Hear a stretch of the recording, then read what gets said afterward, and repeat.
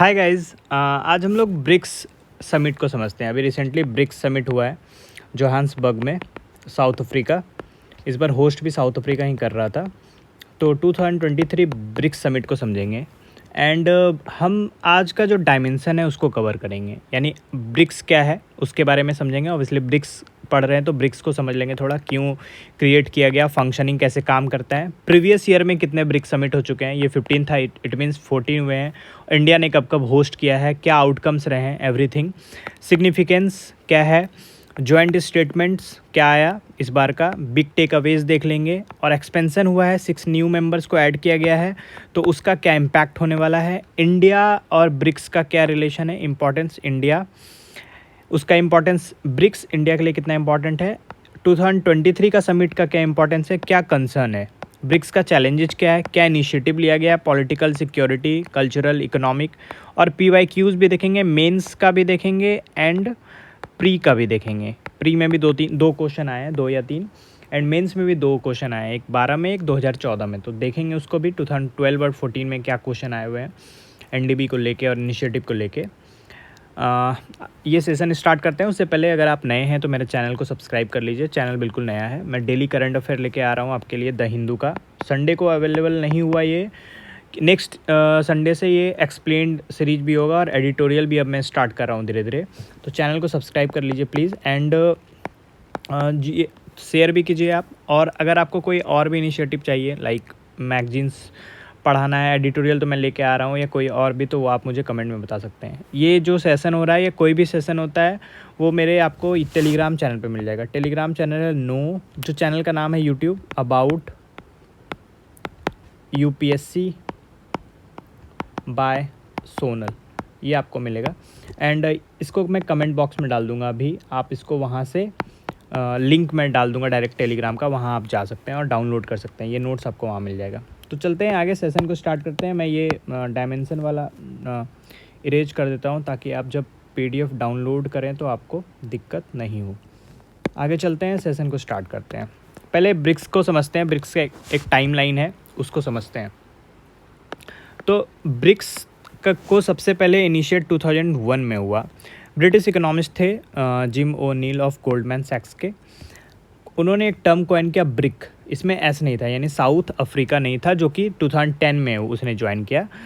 तो उन्होंने बताया कि इस 4 इकोनॉमी में जो इन्वेस्टर्स इंटरेस्ट के पर्सपेक्टिव से कि यहाँ इमर्जिंग इकोनॉमी है, पोटेंशियल है, यहाँ पे इन्वेस्टमेंट होना चाहिए। इनफॉर्मल मीटिंग हुआ G8 आउटरीच समिट के साइडलाइंस पे। पहले G8 था, जब रसिया बाहर हो गया तो यही G7 बन गया है। तो रसिया, इंडिया, चाइना मिलके मतलब ब्राज़ील नहीं, रसिया, इंडिया, चाइना ओनली। फिर फर्स्ट समिट हुआ जो कि येकटेरिनबर्ग रसिया में है, वहाँ पे हुआ। फिर साउथ अफ्रीका 2010 में एज ए फुल मेंबर इसको ज्वाइन कर लिया, तो फिर ये ब्रिक्स बन गया। साउथ अफ्रीका ने पहला ब्रिक्स समिट अटेंड किया जो चाइना में हुआ 2011 में।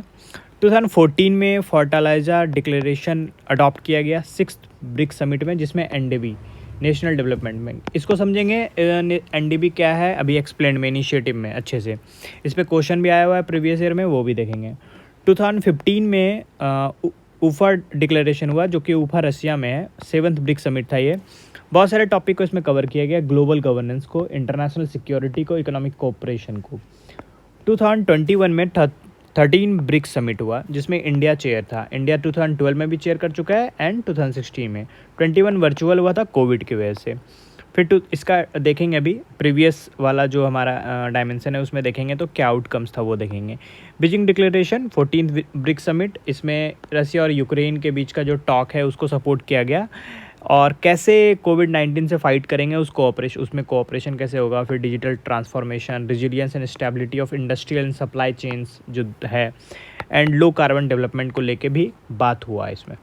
ब्रिक्स कंट्री का अगर ओवरऑल देखें इम्पॉर्टेंस, तो 18% ऑफ ग्लोबल ट्रेड है, 23% ऑफ ग्लोबल GDP है, 42% ऑफ ग्लोबल पॉपुलेशन है। तो why BRICS is important, because there is lot of global trade, global GDP का आप देख सकते हैं कितना है, एंड ग्लोबल पॉपुलेशन, लेबर है यहाँ पे इन्वेस्टमेंट हो सकता है, यहाँ का मार्केट बहुत बड़ा है। तो इकोनॉमिक, पॉलिटिकल, आप देखिए ट्रेड सब से इम्पॉर्टेंट है।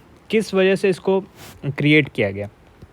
पहला तो लैक ऑफ रिप्रेजेंटेशन बहुत सारे जो इंटरनेशनल फोरम है उसमें रिप्रेजेंटेशन जो था वो ग्लोबल साउथ का नहीं था, तो उसका वॉइस बनना था, क्योंकि यूरोपियन और वेस्टर्न कंट्री का, यूएसए का आप देखें, यूरोपियन के ब्रिटेन का आप देखें, तो यूएन जैसे इंटरनेशनल फोरम पे वहाँ उनका डोमिनेंस था, तो उनका रिप्रेजेंटेशन लैक है, तो ग्लोबल साउथ के लिए वॉइस बनना था, इसलिए ब्रिक्स को क्रिएट किया गया। चाइना के इन्फ्लुएंस को, यूएसएसआर 1991 में कोलैप्स हुआ, जिसके बाद यूएसए एक सोल सुपर पावर बन गया, तो उसको काउंटर भी करना था। कोऑपरेशन भी, पॉलिटिकल सिक्योरिटी, इसको एक्सप्लेन समझेंगे अभी आगे। इकोनॉमिक क्या, एनडीबी बना, कैसे बना, cultural people to people connect क्या है उसके बारे में समझेंगे, कितने डिफरेंट है। अभी 15th ग्लोबल समिट जो 15th ब्रिक्स समिट जो हुआ है उसमें भी कुछ गिफ्ट प्रधानमंत्री ने फर्स्ट लेडी को दिया है साउथ अफ्रीका के, तो उसको भी देखेंगे वो क्या है, कहाँ का है। फंक्शनिंग ऑफ ब्रिक कैसे काम करता है, तो ब्रिक काम करता है यूएन चार्टर के प्रिंसिपल्स पे।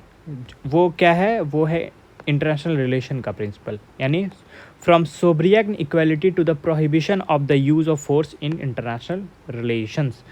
तो ये सोब्रियन इक्वालिटी और फोर्स के यूज़ को प्रोहिबिट करता है, ये इस प्रिंसिपल पे ये काम करता है। कुछ प्रिंसिपल है, openness, pragmatism, solidarity, non bloc nature and neutrality with regard to third party. Okay, जो थर्ड पार्टी है, यहाँ पे मैंने थर्ड पार्टी में थर्ड कंट्री को भी डिफाइन कर दिया। थर्ड कंट्री उसको बोलते हैं जो लो होता है इनकम में, और सोशियो इकोनॉमिक इंडिकेटर्स भी जिसका कम होता है, बहुत ही अच्छा नहीं होता है अगर उसको रैंकिंग में देखें तो। थर्ड पार्टी से मतलब नहीं है, ये थर्ड वर्ल्ड कंट्री का डेफिनेशन है। ओके, अक्रोनिम चेयरमैन, जो चेयरमैनशिप कैसे है, तो चेयरमैनशिप है अक्रोनिम के अनुसार, चेयरमैन ऑन एनुअल बेसिस, ये क्रोनोलॉजी में आता है, पहले बी, फिर आर, फिर आई, फिर सी, फिर यानी अभी इंडिया है तो नेक्स्ट चाइना होगा, फिर साउथ, अभी साउथ अफ्रीका है तो नेक्स्ट ब्राज़ील होगा, फिर रसिया, फिर इंडिया, फिर, तो ऐसे चलता है। Based on action plan approve during annual summit in, action plans पे काम करता है कि क्या एक्शन लेना है एजेंडा का, उन सब चीज़ों पे काम करता है, ऐसे फंक्शनिंग है। प्रीवियस ब्रिक्स समिट थोड़ा देख लेते हैं। फर्स्ट समिट 2009 में हुआ, रसिया होस्ट कंट्री था। समिट ने बहुत सारा ग्लोबल रिसेशन 2008 में आया था, सब प्राइम क्राइसिस यूएसए में, आपको शायद पता हो, इसके बारे में कभी और डिफाइन कर लेंगे, लेकिन अभी आप समझिए कि उस टाइम वेस्टर्न कंट्री में सब प्राइम क्राइसिस चल रहा था, यूएसए में ग्लोबल रिसेशन था उस समय। उसको लेकर डिस्कस हुआ, फ्यूचर कोऑपरेशन अमंग स्टेट्स के बीच में ट्रेड को लेके कुछ स्पेसिफिक टॉपिक भी डिस्कस किया गया, food trade, climate trade, security for the nation, influential voice बनना था, रिप्रेजेंटेशन करना। साउथ अफ्रीका उस समय एडमिट नहीं किया गया था उसको, तो उसके बारे में भी बात हो रही थी। फिर 2010 में हुआ ब्राज़ील। ओके, इसमें आप देखिए कि ये समिट जो था वो ग्लोबल रिसेशन पे ही हुआ कि उससे रिकवर कैसे होंगे। ओके, आईएमएफ पे हुआ, क्लाइमेट चेंज और कोऑपरेशन अमंग स्टेट। फिर 11 में चाइना ने होस्ट किया। उसके बाद first summit to include South Africa alongside, यहाँ पे साउथ अफ्रीका को इंक्लूड किया गया, ब्रिक्स बन गया थर्ड समिट से। उसके बाद फिर इंडिया ने किया 2012 में, मनमोहन सिंह उस समय प्राइम मिनिस्टर थे, यानी 3 बार इंडिया ने किया, 2012, 16 एंड 21, जिसमें से first time Manmohan Singh prime minister थे, 2 टाइम अभी प्रधानमंत्री मोदी जी रह चुके हैं। ऑप्टिकल फाइबर के बारे में बात की गई, सबमरीन कम्युनिकेशन के लिए through cable system and between BRICS countries. Okay, fourth summit discuss किया किसके बारे में, क्या ऑर्गेनाइजेशन कैसे प्रॉस्पर करेगा from global recession. Okay, advantage कैसे लेगा अपनी इकोनॉमी से, और इम्प्रूव कैसे करेगा as a global power, educate development कैसे देगा अपने स्टेट को, यही सब बात की गई। तो ये पूरा है। थिंक टैंक काउंसिल बनाया गया। फिर इंडिया ने 2016 में भी किया, उसमें नरेंद्र मोदी प्राइम मिनिस्टर थे, अभी भी हैं। जॉइंट समिट बिम्स्टेक पे हुआ। Okay, bay of Bengal initiative जो है, it's BRICS summit debated on topic like counter terrorism, economies, climate change, इन सब पे बात हुई। गोवा डिक्लेरेशन, एक्शन प्लान, इन सब पे, इसको भी समझेंगे, ये आगे है। ओके, उसके बाद फिर चाइना ने किया, फिर साउथ अफ्रीका, फिर ब्राज़ील, फिर रसिया के बाद इंडिया का आ गया टाइम। आप देखिए एक्रोनिम के अनुसार है, ब्राज़ील, रसिया, इंडिया, चाइना, साउथ अफ्रीका, यानी अगला कौन करेगा, ब्राज़ील करेगा। इंडिया ने फिर 2021 में किया, क्योंकि कोविड था तो वीडियो कॉन्फ्रेंस से हुआ, न्यू दिल्ली में ही हुआ था ये। ब्रिक्स गेम इस समय हुआ 2021। ओके, लास्ट जो है अभी जो हुआ है जिसमें 15th हम लोग देख रहे हैं, Argentina, Egypt, Ethiopia, Iran, Saudi Arabia, UAE, ये इनको ज्वाइन करने बोला गया। ये 2024 1 जनवरी से इफेक्टिव होगा। आगे चलते हैं, 15th ब्रिक्स समिट को समझते हैं। पहले तो इसका इंट्रोडक्शन देख लेते हैं, 15th ब्रिक्स समिट का क्या है। तो ये जोहान्सबर्ग में हुआ, साउथ अफ्रीका। 2 दिन था, 3 दिन, 22, 23, 24, अभी रिसेंटली हुआ है, अगस्त इसी मंथ हुआ है। ब्रिक्स एंड अफ्रीका, इसका थीम क्या था? BRICS and Africa partnership for mutually accelerated growth, sustainable development and inclusive multilateralism. इसमें कुछ कीवर्ड्स भी मिल जा रहा है आपको, एक्सेलरेटेड ग्रोथ ये कीवर्ड है, सस्टेनेबल डेवलपमेंट ये एक है, इंक्लूसिव मल्टीलेटरलिज्म। तो ये आप इसको नोट कर सकते हैं। इंडियन प्राइम मिनिस्टर ने फर्स्ट लेडी को कुछ गिफ्ट दिया, साउथ अफ्रीकन प्रेसिडेंट को गिफ्ट दिया, जिसमें ये गिफ्ट था बिद्री सुराही, नागालैंड सॉल, गोंड पेंटिंग। बिद्री सुराही बिदार जो कर्नाटका डिस्ट्रिक्ट है वहाँ का है, जीआई टैग है, और ये कॉपर और जिंक के अलॉय से बनता है। ओके, नागालैंड में सॉल है, तो नागालैंड का है, इसमें नेम मेंशन है ऑलरेडी। 2 तरह का सॉल होता है, आओ नागा सॉल। ये वॉरियर पहनते थे पहले, जो एनिमीज़ का गर्दन यानी सर जो है बीहेड करते थे, यानी बीहेड कर देते थे, उनको पहनाया जाता था रिस्पेक्ट में। और एक है चखेसांग सॉल्स, जिसको जीआई टैग मिला है, इसको नहीं मिला है, इसको चखेसांग सॉल को जीआई टैग मिल चुका है, नागालैंड का है। इतना ही जान रहे हैं, इसको मैं डेप्थ में नहीं बता रहा हूँ ये आर्ट एंड कल्चर वाला पार्ट, क्योंकि हम ब्रिक्स पढ़ रहे हैं। गोंड पेंटिंग्स, तो गोंड ट्राइब एमपी में है। इवोल्यूशन फ्रॉम दिगना एंड भित्त चित्र पेंटिंग से इवोल्यूशन हुआ है इसका, गोंड पेंटिंग का। हैंडमेड होता है, नेचुरल कलर यूज़ करते हैं, फ्लोरा फाउना इसमें यूज़ किया जाता है, मतलब जो बनता है। जैसे ये है बिद्री सुराही, ओके, ये आप देखिए नागालैंड सॉल है, और ये गोंड पेंटिंग है ये वाला, okay. BRICS Africa outreach and BRICS plus dialogue, India ने इसमें पार्टिसिपेट किया, BRICS Africa outreach and BRICS plus dialogue में। पार्टिसिपेशन मीटिंग में BRICS country along with guest country Africa, Asia, Latin America से भी थे। इंटरनेशनल इनिशिएटिव का भी इनविटेशन दिया गया, like International Solar Alliance, One Sun, One World, One Grid, Coalition for Disaster Resilient Infrastructure, One Earth, One Health, Big Cat Alliance, Global Centre for Traditional Medicine. सारा initiative India के द्वारा initiate किया गया है, ये आप ध्यान रखिए, ठीक है। तो इंडिया का इम्पोर्टेंस बढ़ जाता है। ये सिग्निफिकेंट था बहुत ही कारणों से। पहला तो फर्स्ट इन पर्सन समिट था 2019 के बाद और कोविड पैंडमिक के बाद। फर्स्ट टाइम जो लीडर थे वो यूक्रेन वॉर के बाद, एंड जब कंट्री थे उन्होंने जो सोचा था कि वेस्टर्न सैंक्शन हुआ है, not to join western sanction on Russia since then. फिर उसके बाद first time since president Lula of Brazil was reelected, दोबारा से चुने गए हैं। फाउंडर लीडर हैं ब्रिक्स के along with Putin, Xi Jinping and Manmohan Singh. Manmohan Singh उसमें प्राइम मिनिस्टर थे।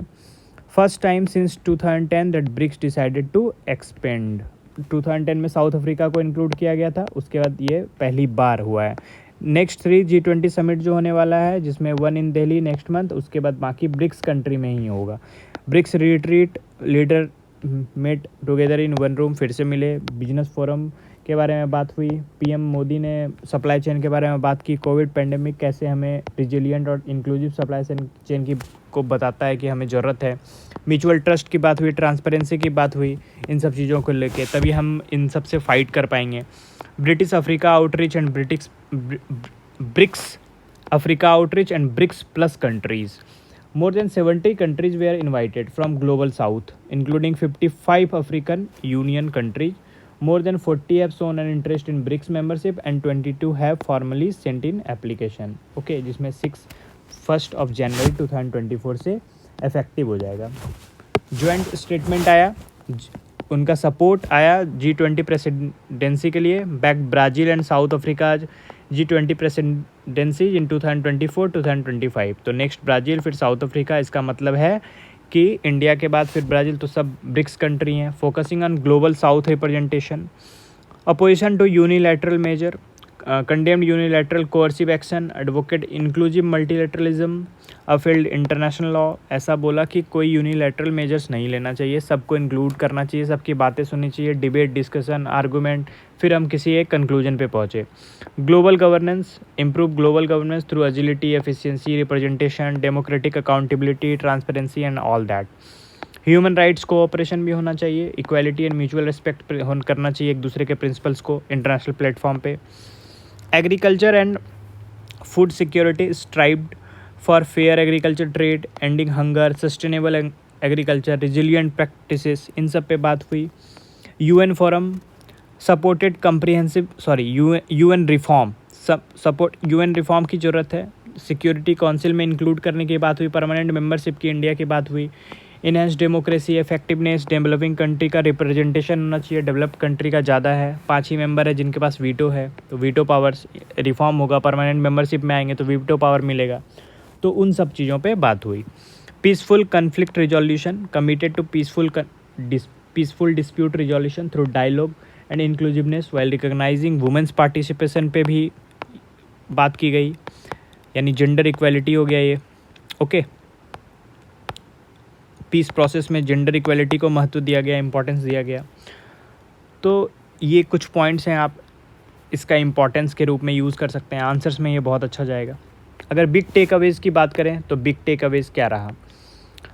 पहला तो रहा इंडक्शन ऑफ 6 न्यू मेंबर्स, 6 नए मेंबर को इंक्लूड किया गया।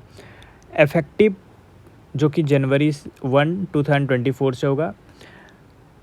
ब्रिक्स कैसे चेंज करेगा न्यू मेंबर के साथ, इन सब से की बात करेंगे, मतलब इसके बारे में समझेंगे अभी एक्सपेंशन में। ये यहाँ पे मैंने इसको एक्सप्लेन नहीं किया, अभी एक्सपेंशन वाला पार्ट देखेंगे आगे के स्लाइड में, तो उसमें यहाँ पे है एक्सपेंशन वाला जो दूसरा स्लाइड है, इसमें समझते हैं। एक big push of UN reform, अभी मैंने ऊपर बताया यूएन रिफॉर्म के बारे में बात की गई। Support a comprehensive UN including security council, democratic, representative, effective, efficient, इसके बारे में बात की गई। डेवलपिंग कंट्री का जो है रिप्रेजेंटेशन होना चाहिए काउंसिल के मेंबरशिप में। Support aspiration of Brazil, India, south Africa का जो कि परमानेंट मेंबरशिप में वो जाएँ, सिक्योरिटी काउंसिल में उसको डालें, यूएनएससी में।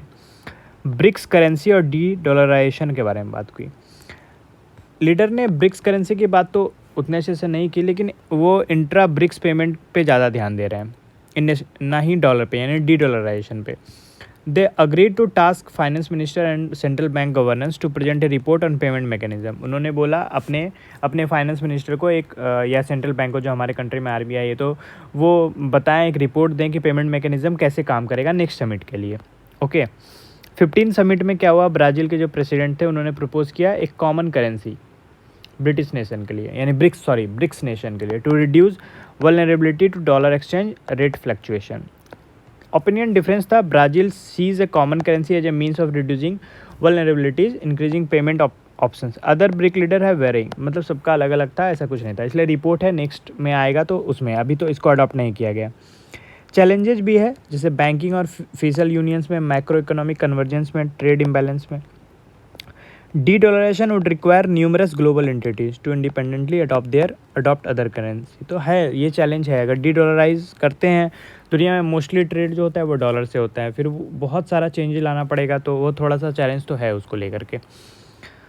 Pushed for BRICS space cooperation, क्योंकि अभी चंद्रयान 3 भी था, उस टाइम प्रधानमंत्री भी वहीं थे। Particularly for remote sensing satellite data sharing and application, all BRIC members commended India for the successful launch of Chandrayaan 3 for the first to explore the far side of moon. पहली कंट्री हैं हम जो कि lunar south pole पे पहुँचे हैं, अभी तक कोई नहीं गया है वहाँ पे। ओके, तो फिर उसके बारे में ब्रिक्स को है स्पेस कोऑपरेशन की भी बात करनी चाहिए, उसके बारे में बात specially particularly remote sensing satellite data पे वेदर फॉरकास्ट हो सके, और एडुकेशन, हेल्थ, इन सब पे मिल सके, उसका एप्लीकेशन ले सके, उसका एडवांटेज ले सके। Called for support for India G20 summit के बारे में, where all BRIC members are participating. सारे BRIC member Brazil, Russia, China and South Africa, सब लोग पार्टिसिपेट कर रहे हैं। हो सकता है कि उसके टॉप के लीडर जो प्रेसिडेंट हैं या प्राइम मिनिस्टर हैं वो नहीं करें, लेकिन कंट्री के रिप्रेजेंटेटिव ज़रूर होंगे यहाँ पर, ऐसा है, यानी कंट्री डिनाई नहीं कर रही है। नेक्स्ट डायमेंशन देखते हैं, एक्सपेंशन ऑफ ब्रिक्स। ये बहुत इंपॉर्टेंट है, इस बार सबसे ज़्यादा जो इसका हाईलाइट है वही है। More than 40 countries have expressed interest in joining BRICS and 22 have formally asked to admit it. Leaders of BRICS in 15 summit have agreed on mechanism for considering. 2 दिन पहले के, यानी कि अगर आप 25 या 24 का मेरा वो देखेंगे द हिंदू का जो है, उसमें मैंने बताया कि क्या क्राइटेरिया था, क्या वो कि होना चाहिए। ऐसे कोई क्राइटेरिया नहीं है, स्पेसिफिक क्राइटेरिया नहीं है ज्वाइन करने का। अभी 15 समिट में ही उसको डिसाइड किया गया है कि इकोनॉमिक ये क्राइटेरिया होना चाहिए, पॉलिटिकल ये क्राइटेरिया होना चाहिए, लेकिन वो फिक्स नहीं है। तो फर्स्ट फेज का जो एक्सपेंशन होगा उसमें Argentina, Egypt, Ethiopia, Iran, Saudi Arabia, UAE, इनको इनविटेशन दिया गया, जो कि न्यू मेंबरशिप इनका स्टार्ट होगा 1 जनवरी 2024 से। रीज़न क्या है? China strategic move for global FOMO, fear of missing out on A visible club, limited option in other group में भी लिमिटेड ऑप्शन है इन लोगों का, anti western sentiment and global south unity.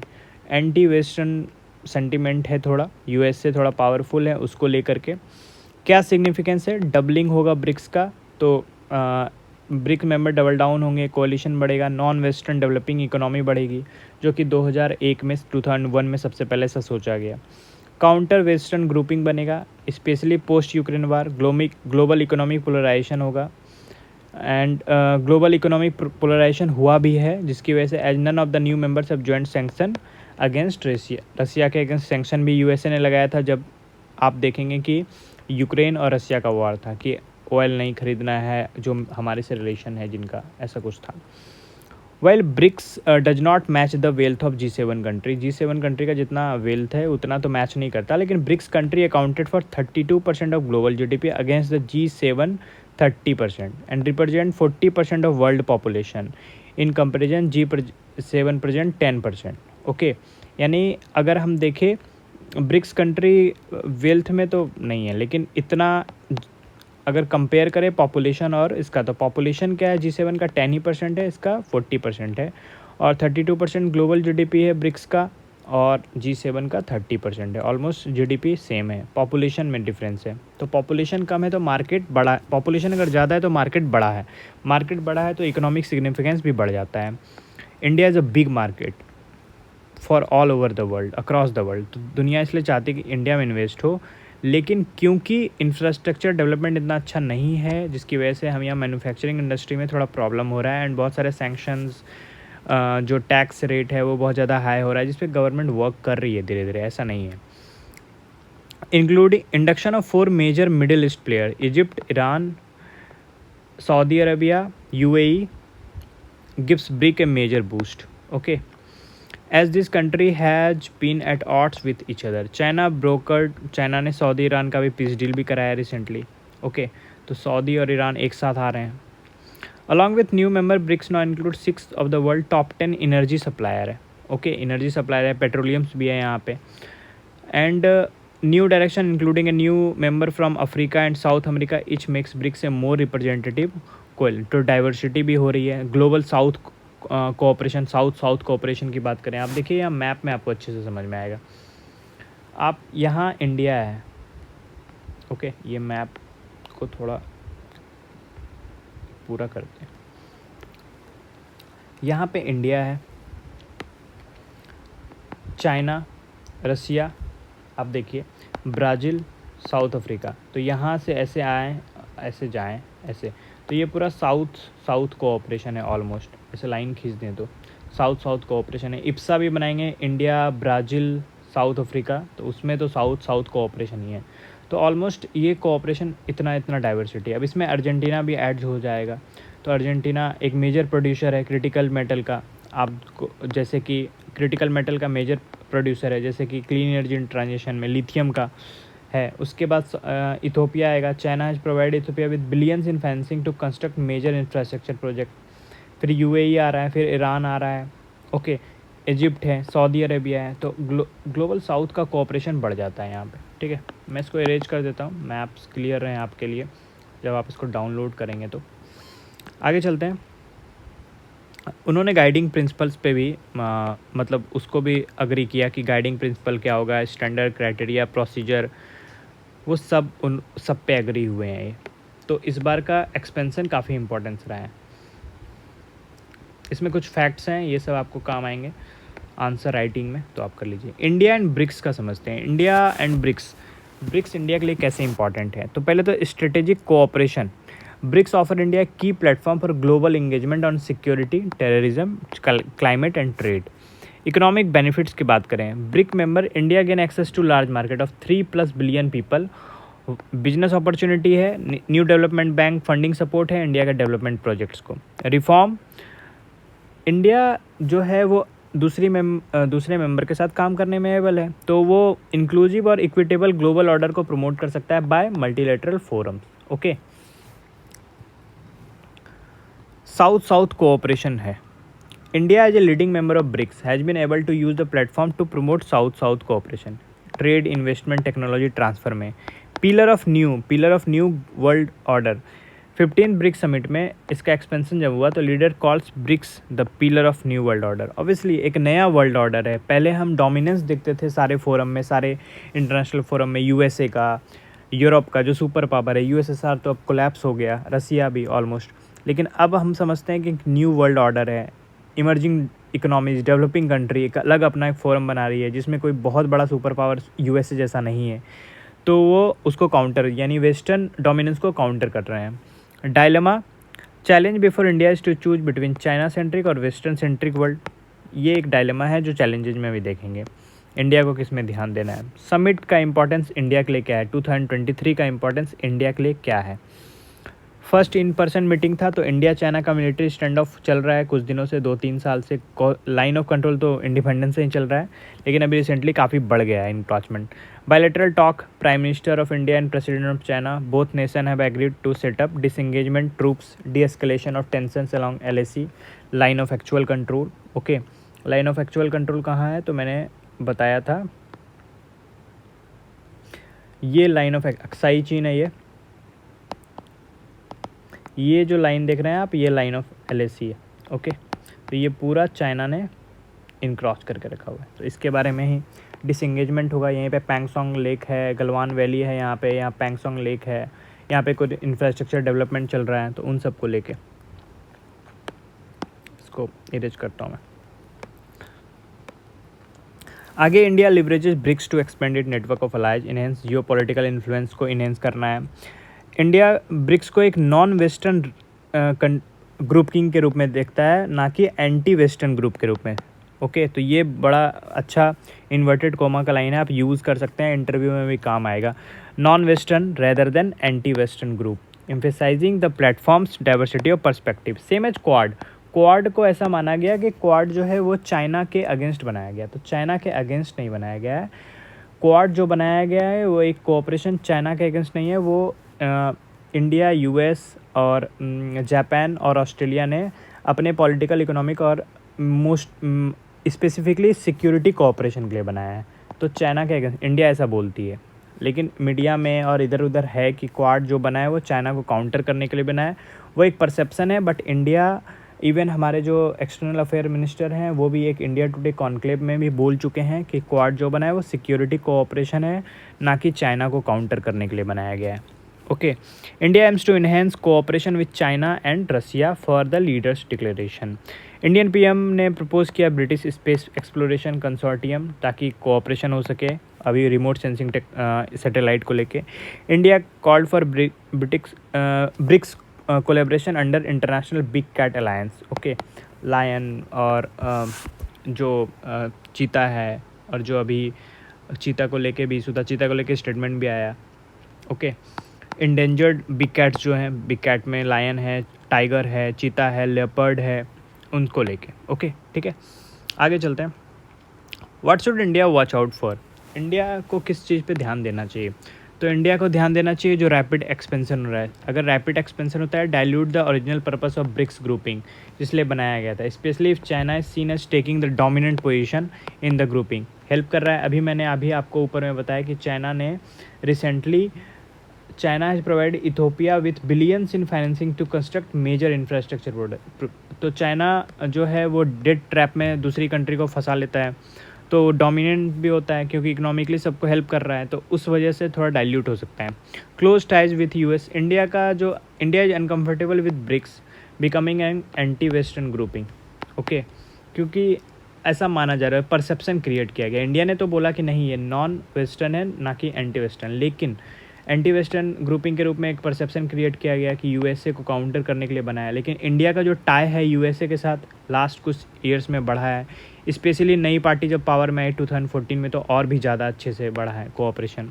Sanction on Iran, Iran पे sanction लगाया गया US के द्वारा भी। Might take intra BRICS trade more difficult to grow, both Russia and Iran are no of the SWIFT system use नहीं कर रहे हैं, दोनों अपनी करेंसी में कर रहे हैं।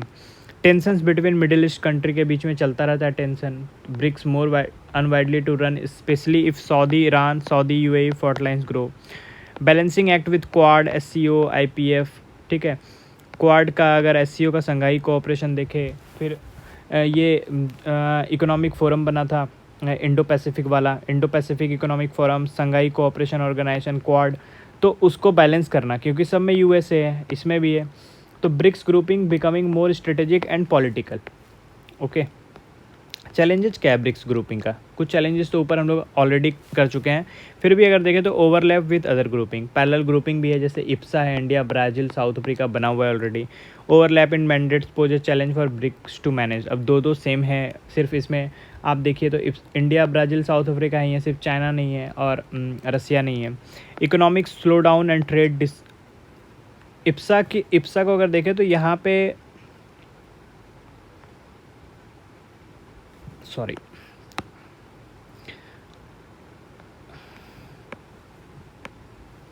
ये आप समझिए कि साउथ अमेरिका है, ठीक है, और यहाँ पे आप समझिए ये यहाँ पे साउथ अफ्रीका है। तो अगर हम ब्राज़ील की बात करें तो यहाँ पे ब्राज़ील है ये वाला, ओके, यहाँ साउथ अफ्रीका है और फिर यहाँ पे इंडिया है, ठीक है। तो इंडिया ये रहा, तो ये पूरा आप देखिए तो ये साउथ साउथ कोऑपरेशन हो गया ना इप्सा मोस्टली। इसमें ना रसिया है ना चाइना, इसमें रसिया नहीं है, चाइना नहीं है, तो साउथ साउथ कोऑपरेशन के लिए इप्सा बना था। इस पर क्वेश्चन भी एग्जाम में आ चुका है लास्ट ईयर। आगे चलते हैं, इसको समझते हैं, इसमें अब ज़्यादा कुछ है नहीं। चैलेंजेज में जियो पॉलिटिकल टेंशन की बात है, ओके। क्या है कि ब्रिक्स कंट्री अब डिफरेंट जियो पॉलिटिकल इंटरेस्ट है been involve in regional conflicts and dispute. मान लीजिए चाइना का जो BRI है, BRI belt and road initiative, string of pearls है, डेवलपमेंट, इंडो चाइना बॉर्डर का इशू है, वो सब एक टेंशन प्रॉब्लम कर सकता है। Dominance of 3 countries, Russia India China का dominance could potentially hinder the ability of other member. ये तीनों पावरफुल कंट्री हैं इमर्जिंग, तो वो जैसे ब्राज़ील साउथ अफ्रीका को फिर ओवरलैप कर सकते हैं उनके एबिलिटी को, तो मीनिंगफुल इम्पैक्ट होगा उनका डिसीजन में, डायरेक्शन में। पैराडॉक्स ऑफ ब्रिक्स, बहुत सारा अचीवमेंट तो है, लेकिन इसका जो धीरे धीरे ये अपना जो इम्पोर्टेंस है वो खोता जा रहा है। ग्रुप में have lost it mojo but numerous nation want to be admitted, thus showing the paradox of BRICS. Initiatives क्या लिया है इन्होंने? पॉलिटिकल एंड सिक्योरिटी कोऑपरेशन को समझे, तो उसके लिए ग्लोबल और रीजनल सिक्योरिटी कोऑपरेशन के लिए, global political space, peace, security, prosperity के लिए तो बहुत सारे लिए हैं, जैसे counter terrorism cooperation. BRICS national security adviser meeting एक इम्पॉर्टेंट कंपोनेंट है BRICS political and security pillar of cooperation का।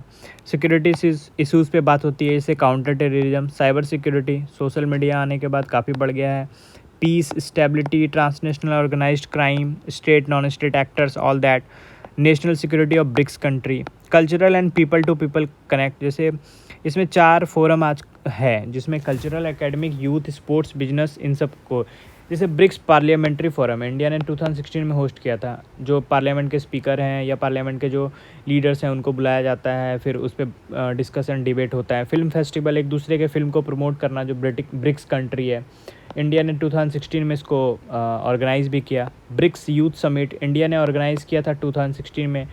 यूथ लीडर को चुना जाता है, डायलॉग होता है, उनको इकोनॉमिकली जो इम्पोर्टेंस है उसको बताया जाता है, economic importance. Academic forum BRICS think tank establish किया गया 2013 में। रिसर्च एंड कैपेसिटी बिल्डिंग होता है अमंग एकेडमिक कम्युनिटीज़ के बीच में, ओके। फिर सबसे इम्पॉर्टेंट तो है economic and financial cooperation. Promote economic growth and development for mutual prosperity through expansion of intra BRICS cooperation in sectors such as trade, agriculture, infrastructure, small medium enterprises, जो कि सबसे इंपॉर्टेंट पार्ट है। MSME की बात करें तो फिर energy और भी infrastructure is very important, finance and banking. इसमें जो पहला है वो है कंटिजेंट रिजर्व अरेंजमेंट, 2015 में इस्टेब्लिश किया गया। फाइनेंशियल सपोर्ट देता है ये मेंबर कंट्री को। Okay, that face balance of payment difficulties due to short term, अगर बैलेंस ऑफ पेमेंट में यानी एक्सपोर्ट कम हो रहा है, इंपोर्ट ज़्यादा हो रहा है, इन सब का प्रॉब्लम है तो उनको सपोर्ट करते हैं। लीगल बेसिस है पे इस्टेब्लिश किया गया फोर्टलेजर 2014 में, जिसको फोर्टलेजर डिक्लेरेशन भी बोलते हैं। टोटल लेंडिंग कैपेसिटी है $100 बिलियन, ये आप याद रखिए, फैक्ट्स प्रीलिम्स में काम आएगा।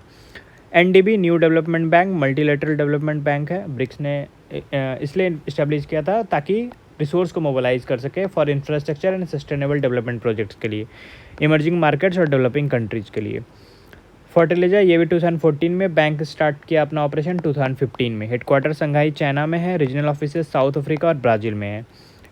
Apart from founding member, Bangladesh and UAE, Egypt and Uruguay are the new members. Membership open, ये जो मेंबरशिप है ये ओपन है यूनाइटेड नेशन के मेंबर्स के लिए, जो भी यूनाइटेड नेशन के मेंबर हैं वो इसमें आ सकते हैं। वोटिंग पावर जो है वो इक्वल है, capital it subscribed shares in capital के इक्वल।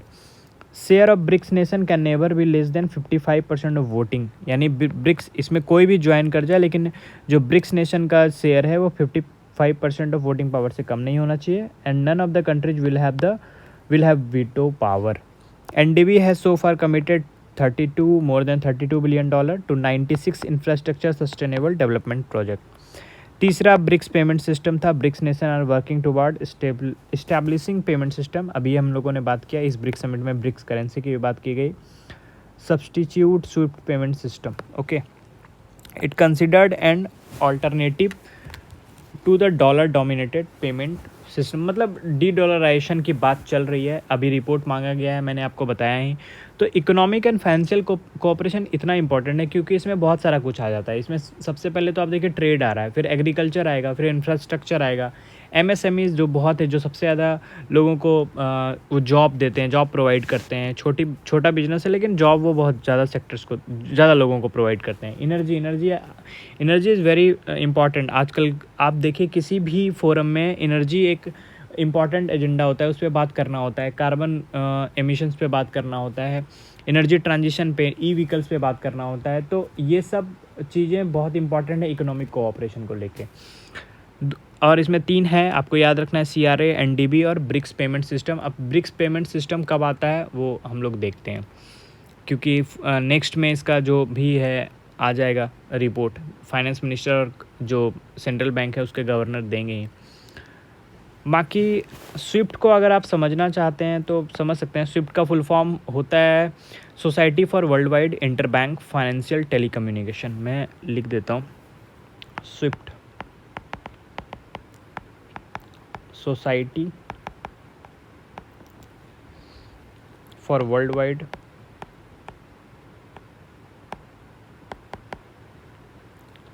इसमें आएगा नहीं है, इंटर बैंक